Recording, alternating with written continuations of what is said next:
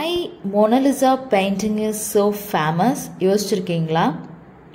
Leonardo da Vinci அப்படின்றவர் ஒரு பெரிய ஆர்கிடெக்ட், பெயிண்டர். அவருக்குள்ள நிறைய திறமைகள் இருக்கு.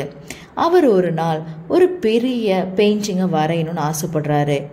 1500களில் ஆட்சி செஞ்சிட்டு இருந்த பிரான்சிஸ்கோ டிசிஎல் ஜியோகோண்டா அப்படின்ற அரசர் எனது மனைவியோட லிஷா ஜார்ந்தினியோட வரைபடத்தை வரைங்க அப்படின்னு வின்சி கிட்ட கேட்குறாரு.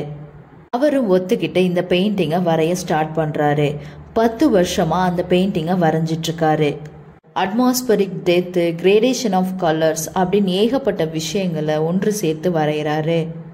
ஆனால் இந்த படத்தை வரைஞ்சி முடிக்கிறதுக்கு முன்னாடியே 1500களில் 67 வயசில் வின்சி இறந்து போகிறாரு.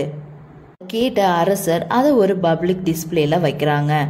இப்படியே கொஞ்ச நாள் போகுது. 1911 ஆகஸ்ட் 2 இந்த மோனலிசா வரைபடம் திருடப்படுது. நியூஸ் பேப்பர்லலாம் இதோட விஷயம் தீவிரமா பரவுது.